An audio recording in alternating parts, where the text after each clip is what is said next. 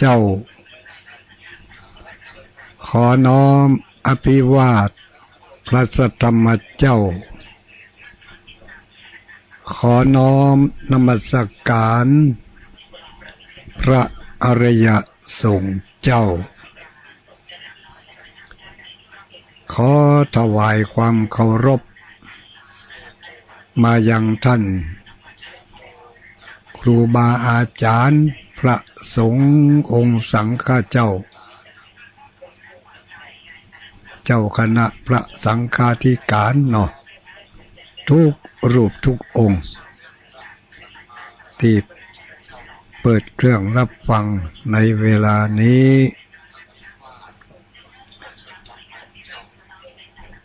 ในโอกาสอันเป็นมงคลนี้ก็ขออ้างอิงน้อมเชิญอัญเชิญเอาพระสัทธรรมคำสอนของพระสัมมาสัมพุทธเจ้าขอได้มาประดิษฐานอยู่ในวรจิตใจของอุบาสกอุบาสิกาพุทธบริษัททั้งหลายจุผู้จุคนในเวลาประมาณ 2 ชั่วโมงต่อไปนี้ท่านทั้งหลายจะได้เข้าสู่รายการเปื่อนคนรับดึกรายการเฮานี้ชื่อว่ารายการเปื่อนคนรับดึกอยู่เป็นเปื่อนเป็นกู้เป็นกิมกันบางคนก็ยังทำงานบ่แล้วเด้อกินข้าวน้ำข้าวแรงแล้วเขาไปต่อยอดต่อไปจะให้มันเสร็จบางคนก็สำเร็จเสร็จสิ้นไปรอกินข้าวกินน้ำกินข้าวกินน้ำเรียบร้อยก็มาฟังกันฟังกันเนื้อหาสาระธรรมสิ่งละอันพันละน้อยนำไปพินิจพิจารณาเป็นข้อเตือนจิตสะกิดสะเกาความรู้สึกบางเตื่อบางครั้งอาจจะหลงจะลืมไปบางเรื่องบางราวอาจจะเป็นเรื่องที่กำลังได้ยินได้ฟังก็เป็นเรื่องของพระอานิสงส์ที่เกิดจากความตั้งอกตั้งใจรับฟังก่อนอื่นก่อนไกลนั้นก็บ่ลืมบ่ละที่จะขออนุโมทนาสาธุทวนยินดีกับเจ้าของสถานีที่คลื่นความถี่ต่างๆที่ได้นำเอาน้ำธรรมคำสอนของพระคุณเจ้าครูบาอาจารย์ทุกรูปทุกองค์ได้นำไปเสนอให้แก่บรรดาท่านสาธุชนทั้งหลายรออนุญาตกำเนอะ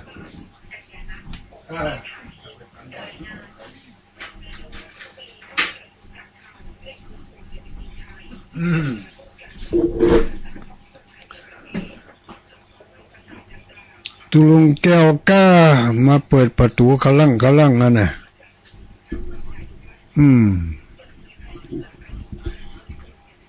ก็คืนวันนี้จะได้ก็ตอนท้ายรายการเนอะเขาก็จะมีการตอบรับเสียง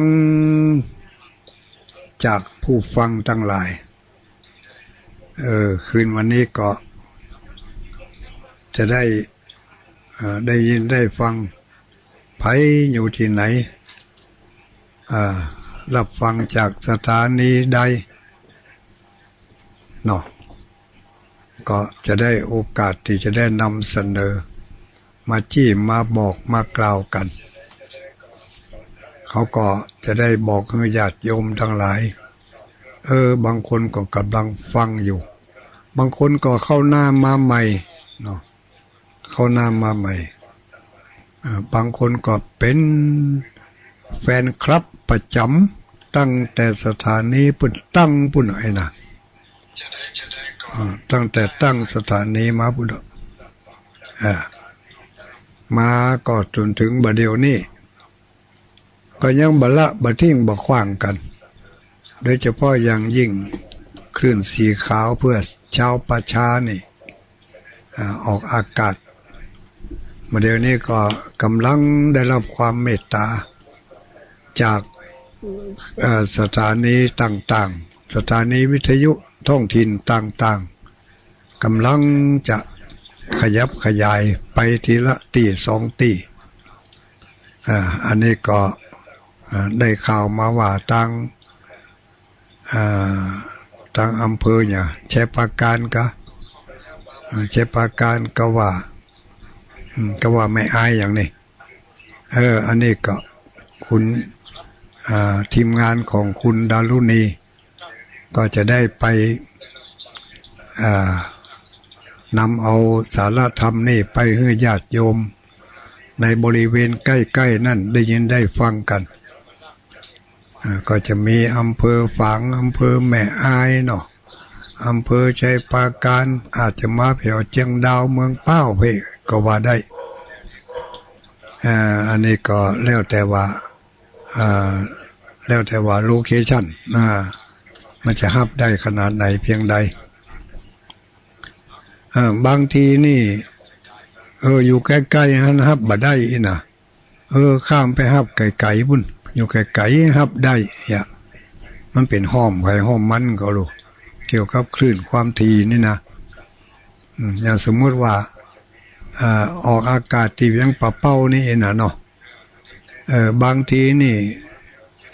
ที่อำเภอแม่สวยบางจุดฮับบ่ได้แต่ไปฮับที่อำเภอแม่ลาวปุ่นฮับได้บางทีอำเภอแม่ลาวฮับบ่ได้อำเภอเมืองปุ่นอันนี้มันก็เกี่ยวกับการขึ้นการลงของคลื่นความถี่อย่างไรก็ตามทุกสถานีตุลุงดอยที่กำลังออกอากาศอยู่ในเวลานี้ชื่อที่เป็นห้องกันก็คือตุลุงดอยเป็นเจ้าอาวาสวัดพระธาตุม่อนจอมพออำเภอเวียงป่าเป้าจังหวัดเชียงรายชื่อตั้งราชการเปิดห้องกันก็ว่าพระครูปฏิภาณธรรมทินพระครูปฏิภาณธรรมทินคืนนี้ก็เป็นคืนวันจันทร์เนาะทุกคืนวันจันทร์จะมาด้วยกัน2 ตน 2 องค์ตึงตุลุงแก้วธรรมดาอันนี้ก็มาเป็นกู่เป็นกิมเป็นเพื่อนคนรับเด็กด้วยกันคืนวันนี้ก็พระครูปฏิภาณธรรมทินหรือที่หู้จักกันในนามตุลุงดอยจอมพอนะตุลุงดอยก็จะได้นำเอาสาระอันพละน้อยมาบอกมากล่าวให้กันได้เข้าอกเข้าใจสิ่งที่ยังคัดข้องหมองใจก็จะได้กระจ่างไปสิ่งใดที่หู้แล้วก็จะได้หู้แถมเพิ่มเติมไปทิกมันก็เป็นส่วนที่ดีทั้งนั้นเนาะเพิ่นถึงว่าสุสังละพะเตปัญญังการฟังด้วยดีย่อมเกิดปัญญาสุสังละพะเตปัญญังการฟังด้วยดีย่อมเกิดปัญญาแล้วก็อย่างก็ปัญญาเกิดจากการฟังเนี่ยเนาะภาวนามยปัญญาจินตามยปัญญาสุตตมยปัญญาเกิดจากการฟังปัญญาเกิดจากการคิดปัญญาเกิดจากการตรึกตรองการทำให้มีให้เป็นเกิดจากการฝึกหัดสติสัมปชัญญะบ่อย เมื่อหู้เต่าตันบ่อยๆปัญญามันก็จะเกิดเป็นเรียกว่าเกิดจากภาวนาคือการทำให้มีให้เกิดให้เห็นในคือวันนี้ก็เช่นเดียวกันวันนี้วันจันทร์วันที่อย่างนั้นเนี่ยวันที่8เดือน9แฮม3ค่ำอันนั้นก็แฮม3ค่ำเนาะตามคติเจ้าโลกเกี่ยง59เสียทิศกับจันทร์ผ่านไปละวันดีวันเสียก็ผ่านไปมาเกี่ยวกันเนาะเขาบอกว่ากันเขามาว่ากันว่าคืนนี้ก่อนที่จะฟังฟังธรรมจากธรรมกำเมืองที่ตุลุงแก้วจะได้นำมาเสนอให้ญาติโยมทั้งหลายได้ยินได้ฟังกันวันนี้จะขอเอาข่าวดีมาบอกสักน้อยบางคนนี่อาจจะบ่มีเฟซบ่มีไลน์เนาะเล่นเฟซเล่นไลน์ก็บ่เป็นมีกับโทรศัพท์อู้ก็เปิ้นเหียอันนั้นนะไม่อุ้ยจงดีว่าใดฟังอยู่ก็อุ้ยจงดีแจ้งมานี่ติดตามรับฟังอยู่เนออนุโมทนาเนอุ้ยเนเอามาฟังข่าวดีเกี่ยวกับยุคกับยาเอายาไปสักปากนะคืนนี้เนาะได้ไปหันในเฟซในไลน์เขาเอาออกมาไอ้นะก็ถ้าจะดีนะยาปากนี่มันมีบัตรนักมันมีบัตรหลายอย่างเนาะแล้วก็แถมอย่างหนึ่งมันเป็นโรคที่เขาปะกันบ่อยๆนะโรคประเภทนี่ถ้าไผบ่ปะบ่ฮู้ถ้าปะแล้วถึงจะฮู้มันต้องปะกับตัวเองทุกคนเคยปะขนาดนักปะบ่อยๆด้วยปะบ่อยๆด้วยอันนี้โรคเกี่ยวกับเขาเอาโรคอย่างดีมันมีนี่2อย่างเนอะ2ปากยาแก้ไอปากหนึ่งนี่ก็ไอคกไอคักไอคอกไอแคกไอปกกระแดกไอแห้งไอแรงไอขุนไอหนัวสปะไอถ้าแถมยางหนึ่งแถมปากหนึ่งอันนี้ยาแก้เจ็บคิ้วยาแก้เจ็บคิ้ววันนี้จะให้ปากเดียวอันนะเดี๋ยวมันจะได้บะมั่วกันอันอย่างดีเพราะว่าไอกับเจ็บคิ้วนี่มันเป็นกันบ่อยๆนะเนาะเอาเจ็บคิ้วก่อนดีกว่าเนาะเจ็บคิ้วนั่นมันเดี๋ยวนี้บางคนเนี่ย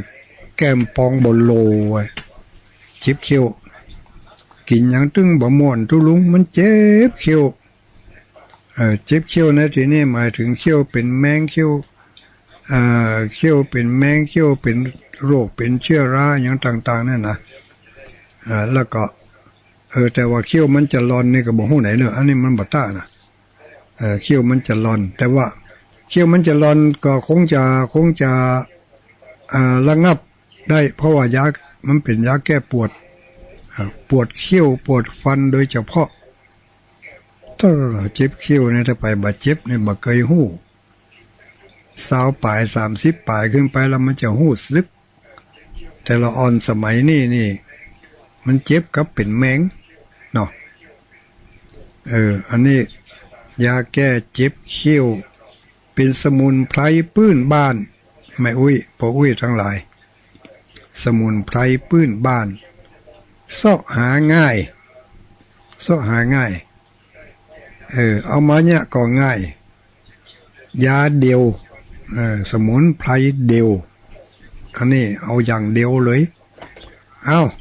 ไผเจ็บเขี้ยวปวดฟันหรือบาดเจ็บก็เกียมท่าจดเอาไว้เลยถ้าบาดจดไว้มันลืมนะมาอันตุลุงดอยบนบอกกำนะลืมไปเหะอย่างหูนะเขียนไว้นะมันไม่ใช่นักเจนายาแก้เจ็บเขี้ยวแก้ปวดฟัน แก้เจ็บเขี้ยวแก้ปวดฟันเจ็บกะอุ้ย อุ้ยจงดีไปฟังบ่ต้องถอนเตื้อมันเจ็บบ่ต้องไปฟังมันถอนเสียดายมันเท่าถอนเขี้ยวออกกำนี่ขาดกู่ไปเป็น10 คนบุญเนาะเอ้าเก็บไว้เนอะจำไว้ให้ดีนะไผเจ็บเขี้ยวไปเอากิ่งไม้คอยไม่คอยไม่หลายคอยอันนี้ก็คอยธรรมดาเนี่ยไม่คอยที่ใบจ้าๆเนี่ยมันเป็นคอยอย่างเรียกว่าคอยอย่างรู้คอยตรงคอยนาคอยตรงคอยนาคอยดอนคอยตะมูขันเหมืองเนี่ยจังออกตำดอนนาเอาตะมูดอนนาคอยมันคอยมันเป็นคอยก็มีหลายคอยอยู่อันนี้คอยธรรมดาว่ากันคอยธรรมดาคอยที่ใบจ้าๆนะรู้จักเนาะไม่คอยนี่ตัดเอากิ่งมันเลยอย่าโยมทั้งหลายเอาตั้งนับจากตั้งปลายมันเข้าไปหาตั้งเก้าประมาณสักเม็ด2 เม็ดสักเม็ดปลายตัดตอนนั้นกิ่งมันออกบ่ต้องเอากิ่งใหญ่สักกิ่งหมอหัวแม่มือนี่ก็ได้เอากิ่งหมอหัวแม่มือนี่ยาวจากปลายมาหาที่เขาจะตัดนั่นน่ะประมาณสักเม็ดปลายตัดตอนนั้นเลยตัดเสร็จแล้วเอากิ่งคอยนั่นน่ะมาตัดเป็นก้อมหนึ่งก็ประมาณสักศอก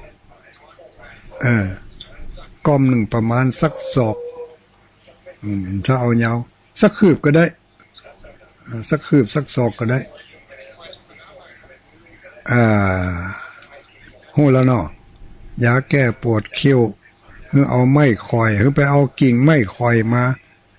ขั้นตอนต่อไปเมื่อเอากิ่งไม้คอยมาแล้วเอามากกเป็นก้อมอาจจะก้อมหมอกศอกหรือหมอกคืบนี่ก็ได้เสร็จเรียบร้อยแล้วเอากิ่งคอยแล้วก็ดังไฟติดเตาโล่เนอะเอาเตาโล่น้อยก็ได้ไฟเตาแก๊สเนี่ยถ้าจะบอกเข้าท่าพอมันเวยลำไปเอาเตาโล่เนี่ยเอาเตาโล่แก่นน้อยดังไฟจะเป็นทานก็ได้หลัวก็ได้เอาดังที่เตาโล่เสร็จเรียบร้อยแล้วเอากิ่งคอยนั่นน่ะเอามาปาดท่านเอากิ่งคอยมาปาดคือไฟมันได้ล้นตั้งกลางกิ่งมันน่ะกิ่งคอยที่เขาตัดออกมาสักศอกนี่นะสักศอกสักคืบนี่นะแล้วเขาก็เอาไปไว้ที่ปากเตาโล่แล้วก็ดังไฟคือไฟนั่นมันล้นเกินกลางคือไฟนั้นมันล้นเกินกลางต้นไม่ควายน่ะได้สักบื้อสักกำน้ำมันจะย่อยออกมาน้ำจีมันน่ะน้ำจีไม่ควายนะมันย่อยออกมามาพอมันปุ่งออกมาหรือว่ามันย่อยออกมาปิดถ้ามันย่อยออกมาปิดเขาจะเอาอย่างไปตวงไว้ก็ได้จะเอาจ้อนเอาถ้วยเอาแก้วอย่างไปตวงไว้เอาไว้วันน่ะแต่ว่าในคณะนั่นน่ะเอาสำลีที่ปั้นปลายไม้น่ะเพิ่นเรียกว่าหยังที่เราเอาที่เพิ่นจะเอาพันหูเนี่ยหยังอ่ะคัตตันอย่างนั้นน่ะที่เขาที่มันมีสำลีอยู่ทั้ง2หัวใต้อ่ะเอาไปจิกับน้ำที่มันออกมาจากไฟเผามันน่ะนะน้ำจีมันน่ะถ้ามันเจ็บมันน่ะเอาสำลีที่มันติดปลายไม้ถ้ามันบ่มีถ้าที่มันขายกาดมันบ่มีในบ้านมันเสี่ยงไปหาก็เอาสำลีปั้นปลายไม้น้อยๆเนี่ยเอาสำลีปั้นปลายไม้ฮะแล้วก็เอาไปจิกับน้ำจีที่มันออกมาจากการคอยนั่นน่ะที่เอาไปลนไฟอ่ะแล้วก็เอามาจิเขี้ยวที่มันเจ็บอ่ะเอามาจ้ำเข้าไป อันเขี้ยวนี่มันบาดเจ็บมันเจ็บเหงือกพุ่นนะเอาจำเลาะเขี้ยวที่มันเจ็บน่ะเอาจำที่เหงือกเลาะเขี้ยวลงไปนั่นน่ะลองบ่เนอะอันนี้เปิ้นว่าเปิ้นรับประกันได้นะเป็นหมอเมืองแต่คนทั้งภาคอีสานบุหมอเมืองก็มีตัวเองเนอะมีรายการเดียวยาแก้เจ็บเขี้ยววันผูกลองพอแล้วถ้าได้ผลประกันได้แจ้งให้ทราบจิมทุลุงนี่เมื่อเดียวนี้บอกใครเจ็บบอกเขี้ยวเพราะมันหายไปหายจะนักอ่ะ เขี้ยวทุลุงได้ก็บ่เหลือแล้วเมื่อเดียวนี้มันถ่ายน่องแต่ปีมันออกไปน่องมันมาต้องเมื่อเดียวอ่ะเขี้ยวกำลังจะถ่ายน่องนะวันผูกไปทดลองพอเอากิ่งคอยเนี่ยกิ่งไม้คอยเนี่ยใหญ่ประมาณเท่านิ้วก้อยเท่านิ้วมือหัวแม่มืออย่างเนี้ยเอามาตัดเป็นก้อมแล้วก็เอาไฟเขาลนตั้งกลางไฟเผาตั้งกลางจนน้ำจี่มันออกมาถ้าเขาจะเอาไว้ใจเหมือนก็เอาแก้วเอาอย่างไปตวงเอาไว้แล้วก็เอามาจิแต่ในเวลานั้นเนี่ยควรจะจิเลยจิเมื่อไฟเมื่อมันกำลังออกมาใหม่ๆนะเอาไปจิ เอาสำลีก็จิแล้วก็เอาไปจ้ำให้มันเข้าไปหาที่ปวดอ่ะนะให้มันพันเข้าไปเลยเปิ่นได้คนที่เปิ่นแจ้งมานี่เปิ่นบอกว่าใส่ข้าง2ข้างก็หายเซ็บตึ้งปวดทำข้ามตึ้งปวดทำซ้ำนี่ข้างเดียวหายเลยว่ะแล้วก็แถมอย่างหนึ่งถ้าไปมีกลิ่นปากมันเหม็นก็ดีหรือว่ากินปากเหม็นปากกินเหม็นเน่าเหม็นนี่มาเอาไม้ควายเนี่ยไม้ควายเนี่ยตะกี้น่ะแต่ว่าเอามาต้มที่นี่นะเอามาต้มเอามาซอยกุ๊กหมกสักก้อมหมกสักนิ้วมือนี่แล้วก็เอามาต้มแล้วก็เอาน้ำมันมาอมอันนี้ดับกลิ่นปากได้ดีใส่เกลือให้น้อยใส่เกลือตัดให้น้อยอันนี้ดับกลิ่นปากต้มดับกลิ่นปากแต่ถ้าเผาเอาจี้มันนี่เอาจี้ที่มันย่อยออกมาเนี่ยเอามาจิเหงือกเก้าคิ้วที่เขาเจ็บเขาปวดนั่นน่ะมันจะหายวันนี้เขากะเฉพาะยาแก้เจ็บคิ้วให้กำก่อนหลายคนนี่เจ็บคิ้วพอแล้วหน้าตาบวมปองหมดอ่ะบางคนเป็นคนเฒ่าก็ยังเจ็บอยู่นะวันนี้ของดีนำมาฝากกันสมุนไพรพื้นบ้านเนาะลองพอมันบ่เสียหายเพราะว่าโรคเจ็บเคี้ยวเนี่ยมีกันกูโคนตุลุงก็กำลังหายไปนี่หายไปตอนที่เคี้ยวมันเสี่ยงนี่กะเคี้ยวเสี่ยงก็หายเจ็บมึนๆนานๆมันก็มีอยู่ก็ตำรายาของโบราณผ่านไป1รายการละ8:29เดี๋ยวจะให้ตุลุงแก้วเตศทำเหตุกรรมเนาะบางคนก็ท่าฟัง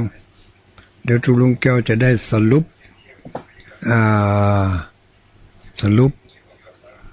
ทบทวนเนาะตุลุงเนาะ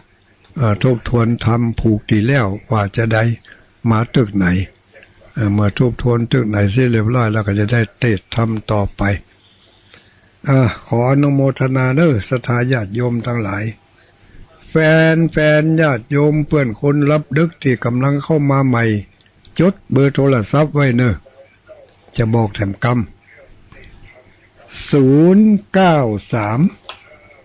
เบอร์โทรศัพท์ที่แจ้งกับสถานีนี่นะ093 272 2499 093 272 2499จำได้ง่ายๆ093 272 2499สถานีที่ฟังอยู่ในเวลานี้เป็นสถานีขึ้น103.50 เมกะเฮิรตซ์ดอยหมอกเรดิโอออกพร้อมกันครับสถานีแม่ขจานโมเดิร์นเรดิโอ94.50 อันนี้ในพื้นที่ของเวียงป่าเป้าแม่สวยเมืองพานแม่สวยเมืองพานพะเยาเมืองปานแล้วก็คืนอื่นๆก็แม่คายอยู่ที่ของวัดปากตังเจริญเนอะขอขอบคุณอนุโมทนาท่านอาจารย์พระครูอภิวัฒนวิกรมที่ได้เปิดโอกาสให้พระสงฆ์สังฆเจ้าตังเวียงป่าเป้ามีอยู่3 วันด้วยกัน4 วันด้วยกันวันเมื่อคืนวันจันทร์เมื่อคืนวันพัดเมื่อคืนวันเสาร์แล้วก็มาเจ้าวันศุกร์อันนี้ก็อนุโมทนาขอบคุณกับท่านพระครูอภิวัฒนวิกรมพี่น้องญาติโยมทั้งหลายดอยทั้งแก้วทั้งใต้ก็มีหลายสถานีเนอะหลายดอยทั้งแก้วทั้งใต้พี่น้องทั้งฝั่งก็คงจะรับฟังกันอยู่เพราะว่าสายฝั่งแจ้งไลน์มานี่1 ไลน์ละตุลุงแก้วนิมนต์ครับยาวไปทีก็นิมนต์เนอะตุลุงแก้ว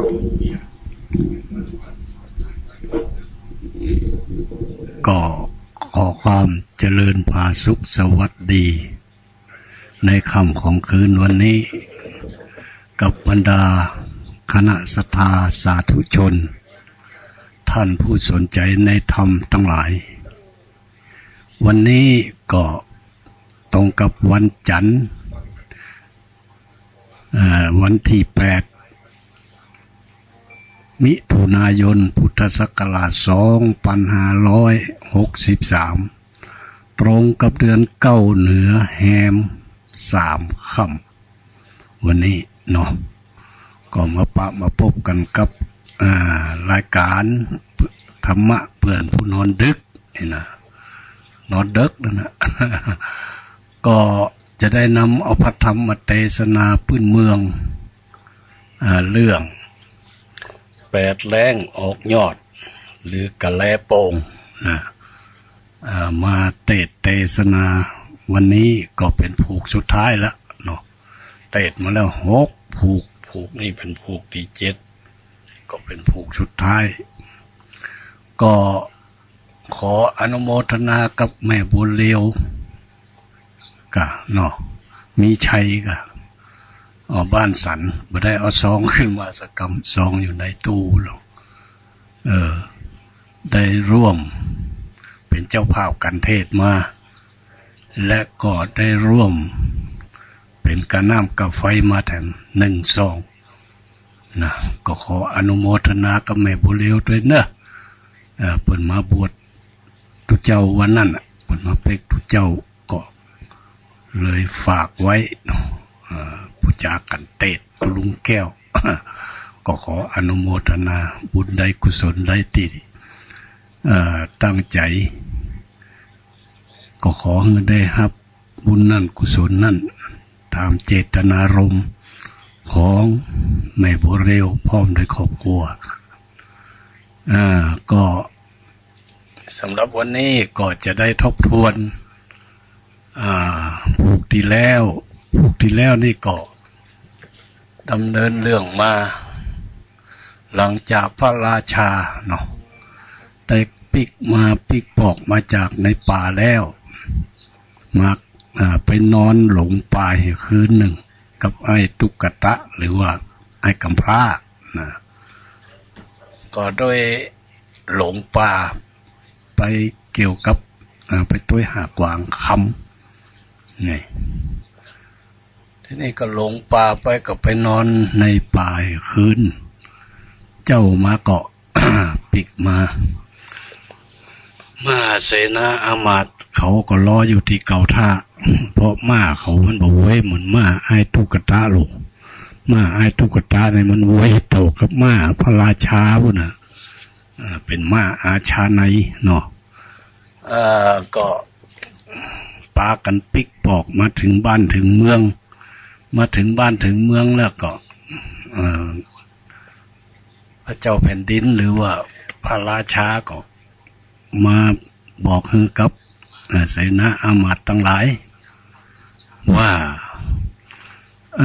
สู่เจ้าจงตกแต่งดาเข้าน้ำโภชนาอาหารของใจของอย่างต่างๆเงินคำอย่างเพียบพร้อมเนอะก็เดี๋ยวไปตัวหาไอ้หลานกูมาไอ้หลานกูก็คือชื่อของชายตุกตะที่เมียเพิ่นแต่งให้ตั้งให้นะก็เลยหมู่เสนาอามาตย์ทั้งหลายก็ตกแต่งดาก็มาถามพระราชาว่าหลานของพระราชาอยู่ที่ไหนยังบ่เคยได้ยินสักเตือพระราชาก็ว่าโอ้ยก็หลานว่าไอ้หลานกูที่แข็งมากกับกูนั่นน่ะนั่นจื่อมันว่าไอ้หลานกูอ๋อหมู่เสนาอามาตย์ก็ปากันแต่งดาอย่างเสร็จเรียบร้อยก็ไปหาไอ้หลานกูปามันเข้าเมืองปาเข้าเมืองแล้วก็มาฮับเอาของตีพระราชาพระราชทานเนาะโอ้อยู่ดีกินดีแล้วกำนันนะก็อยู่มาแถมวันอยู่มาแถมบ่เมินเท่าใดพระราชาก็สวรรคตคือตายเนาะพระราชาก็ถึงแก่ความตายอายุแก่แล้วนี่ก็หมู่เสนาอามาตย์ข้าทาสบริวารตลอดถึงประชาชนพระสงฆ์นิกรทั้งหลายก็ต่างกระโศกเศร้าเสียใจเพราะราชาองค์นี้เป็นอยู่ในทศพิธราชธรรมนี่เนาะเป็นคนที่มีศีลมีธรรมเป็นคนที่หื้อตานเป็นคนที่ฮักไพร่ฟ้าประชาชนเมื่อเป็นปกครองบ้านเมืองนี่ก็โอ้ฟ้าฝนตกถูกต้องตามฤดูกาลเข้าป่าอาหารเข้าเต็มหน้าป่าเต็มให้เข้าเต็มหน้าป่าเต็มตรงไอ้เนาะก็ทำมาหากินก็สะดวกสบายกล้าขายก็คล่องแคล่วมีเงินมีทองใจกันนี่นะโอ้เจ้าบ้านเจ้าจองทั้งหลายก็เพิ่งก็เสียดายเสนาอามาตย์ทั้งหลายพออยู่มาก็พอหายโศกเศร้าอย่างเสร็จสักเรียบร้อยเจ้าบ้านเจ้าเมืองหายโศกเศร้าแล้วก็ปากันตกแต่งดาส่งสการตามขาบตามจารีตหีน้อยของเมืองนั่นต่อไปนะเสร็จเรียบร้อยเสนาอามาตย์ทั้งหลายก็มาปรึกษาหารือว่าโอ้บ้านเมืองเราจะปล่อยอย่างอีบ่ได้มันจำเป็นต้องมีพระราชามาปกครองจำเป็นต้องมีหัวหน้ามาปกครองเขาจะเนี่ยอย่าได้ดีพระราชาองค์เก่าเพิ่งก็บ่มีลูกบ่มีหลานบ่มีเจือนออย่างสักคนไหวเงา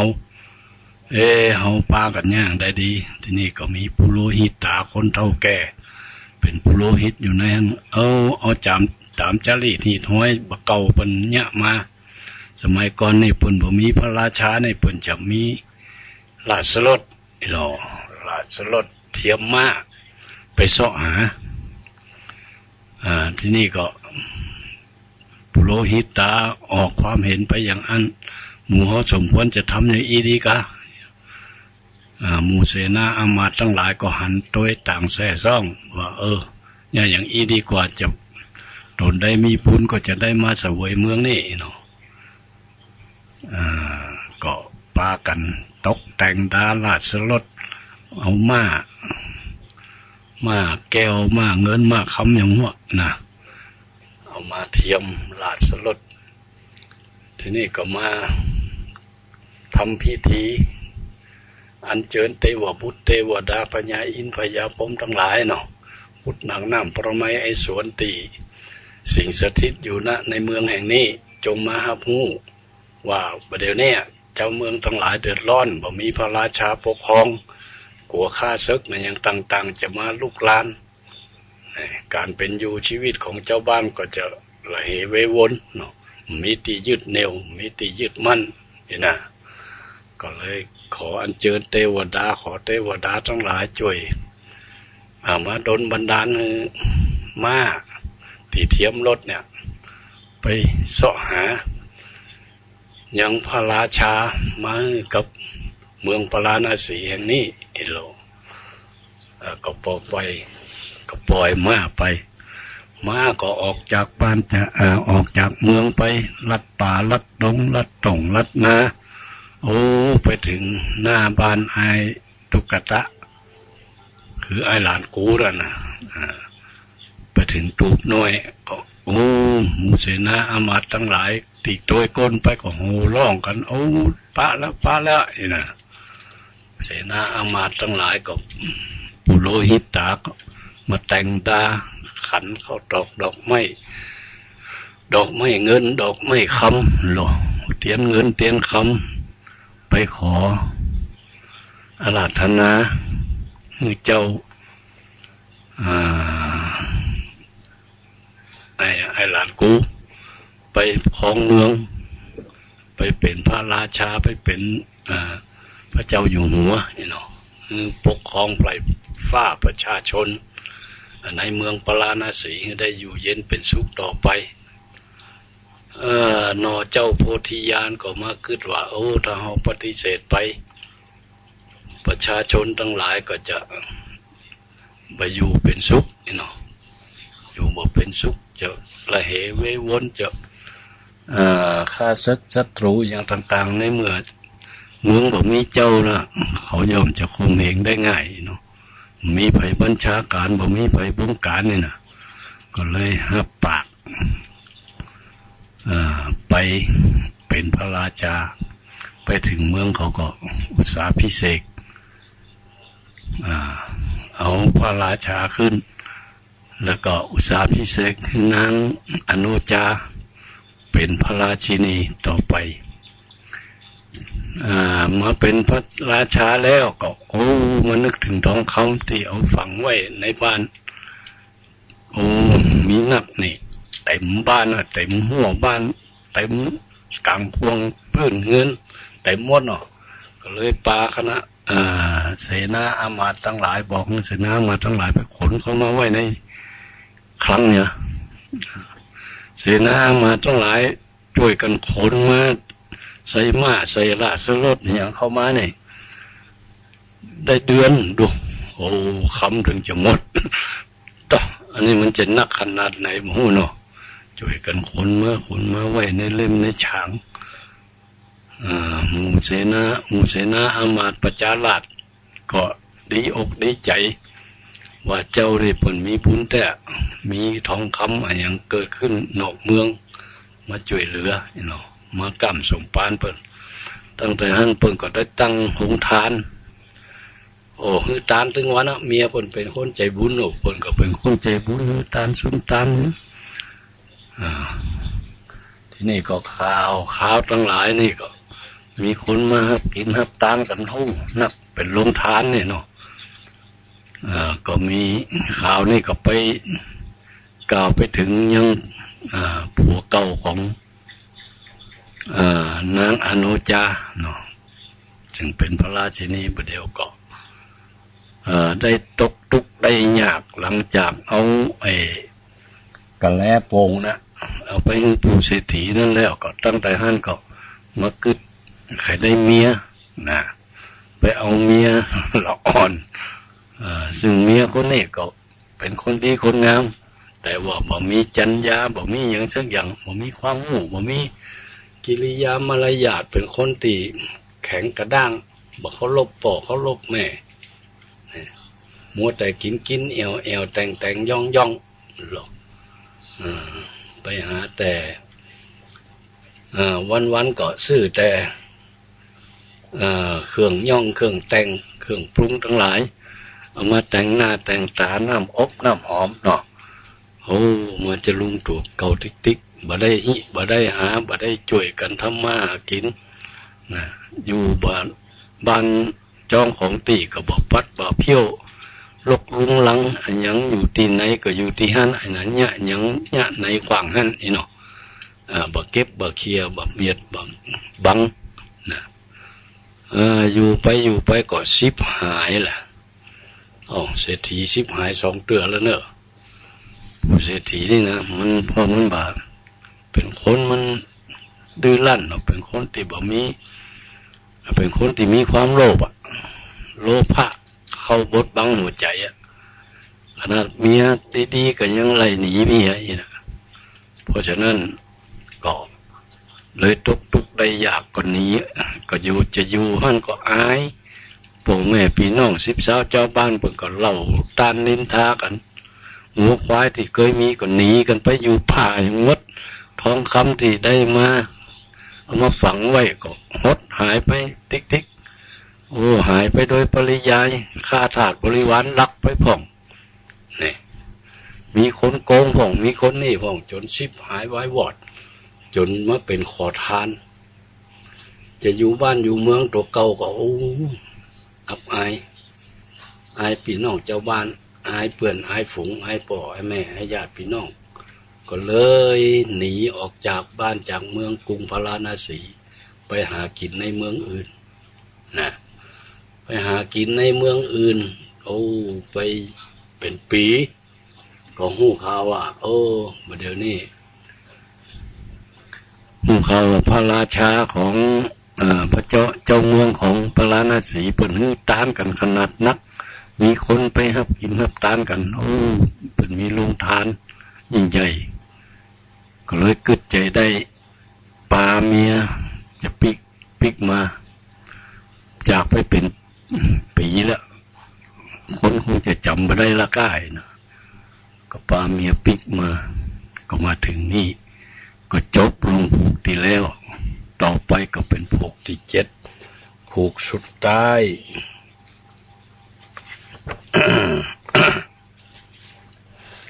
ก็ตั้งจิตตั้งใจรับฟังกันเนอะญาติโยมทั้งหลายอันนี้ก็จะสรุปแล้วเป็นผูกสุดท้ายแล้วเนาะสำหรับติดหน้าจะเอาทำมาอย่างมาเตะนะก็ลองไปสอบพองกรรม ทำที่มันยาวล่ำมันก็มันบ่ได้จัดทุกวันเนาะมันเป็นติด1 เดือน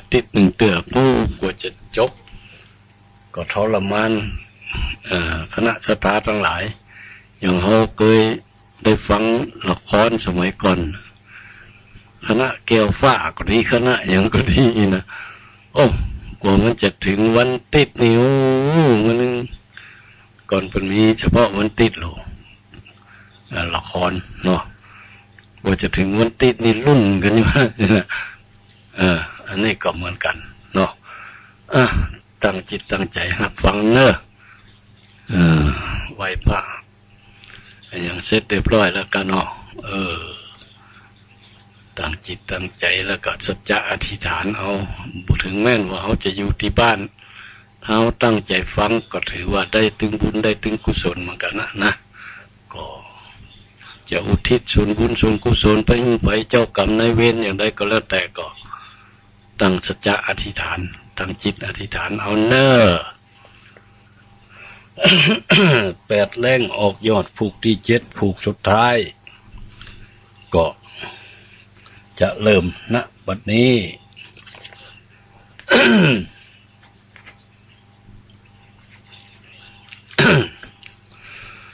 นะโม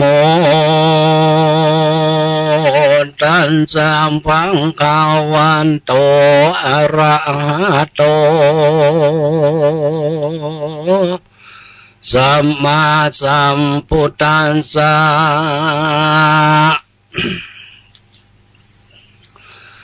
เตอุปอาตานะมัคคังปฏิปัจฉันตาปาลานะสิงสัมมาปัจฉิงสุติสันตโวดุราสัมปุริสันตั้งหลายตั้งยิ่งใจหนุ่มเทา ศรัทธาเก้าเป็นประธานจุงมานาสิการติดต่อบทบาทขอบาลี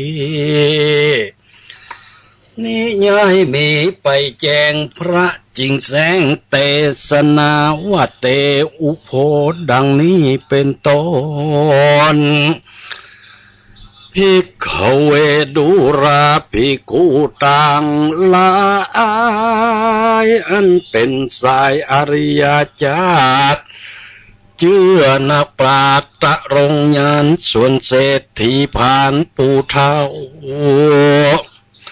ป่าเมียหนุ่มเนาเมาวนเดินเตี้ยวหนไก่โหดได้หลาย10 โยชน์ขณะนา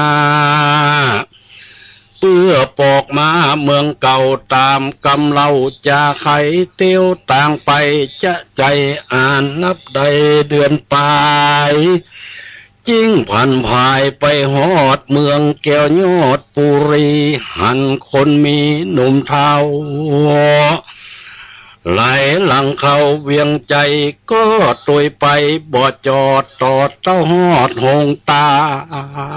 ลหันคนผ่านบ่อน้อยยืนเป็นทอยเป็นสายคนได้ลายก็ปอกหวายหน้าออกนี่ไกล ส่วนคนใดบ่ใดก็เลื่อนไกลไหลตามพ้องหาบกวยหาบซาพ้องเปาะบาตามปอพ้องก็ขอพร้อมพรำตั้งเขาน้ำเงินคำมีหน้านำหลายแลเต้าก็แผ่ย่อปันตามใจพันใครได้บ่เว้นไว้อันใดก็มีหันและนาตาสมิงที่ว่าเสในวันนั้นเล่าพระโพธิสัตว์เจ้าตนองค์อาจกับนางนาถอโนจาก็ได้มาเป็นเก้ายกยื่นเขายอตานเศรษฐีผ่านใจหยาปาเมียบาปปาลาไหลตัวหาเข้าไกลบ่ตันใดเล็งหันยังสลีสุพันนอนเอาภริยาเก่าเดิมมาเต้าแลตาพอซ้ำยังเขาน้ำเงินคำวางถงตำต่อหน้าไข่ปากทาเร็วไวนางสายใจยศใหญ่เอาของใส่ยอปันมีหลายอันหลายสิ่งระสะยิ่งนานาเท่าปลาลาโลใส่ถงปอไก่เต็มตัน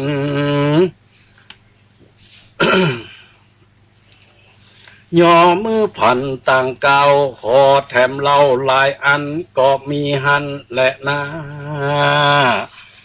เมื่อนั้นนางอโนจา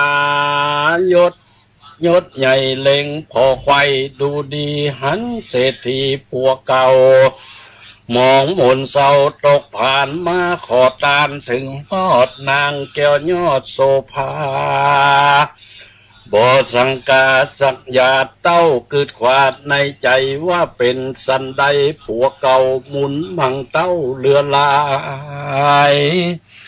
ป้อยมากายอยากไล่มองหมนไม่นำนายินคุณนาบ่น้อยนางยอดซอยบุญมีก็อัญชลีน้อมไว้จึงเต้าไทยนอโปติยานกราบทุนสารบอกกล่าวแก่ตานเต้าตามมี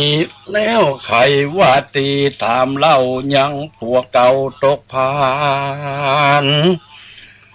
ว่าเครื่องขวดตาลหลายแหลกเงินคำแผ่ถมทองวางย้ายกองแต่ก่อนเอาไปซ่อนเสียในผืนขั้วใบแผ่นผ้าตั้งจังมางูควายได้ว่ำวายก่อยกาดหรือขายขาดไปในกาและใส่กาใหญ่อันแรกไว้เล็งแยงเป็นคำแดงตั้งต้นเอาไปซ่อนเสียในเป็นสันใดยากไร ฮ้อนเดือดไม่นำนานั่นจ้า ตีนั่นเศรษฐีผ่านหยาบจ้าเงินพอนาราชจะเทวีชันพอดีจำได้เป็นแก้วแก่นไทยอโนจายินสังกาลายหลากเหมือนหมาหากหันเสือยินไอเหลือล่ำล้นปุ่นไข่ล้นนี่หายดักอยู่ได้ปังเปล่าบอดตานเล่ากำใดก็มีหันและนาเมื่อนั้นอโนจานาไทยก็น้อมไว้ทูลสาจึงพระมหาสันเจ้า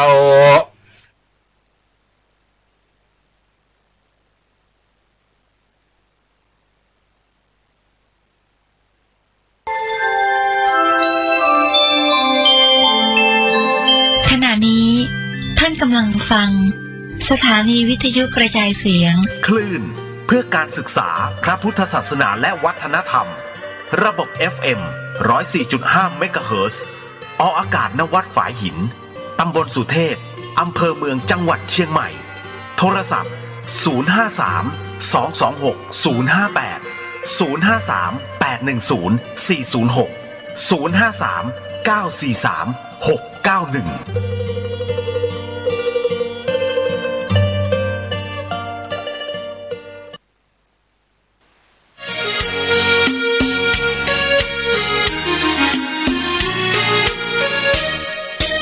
วัดวา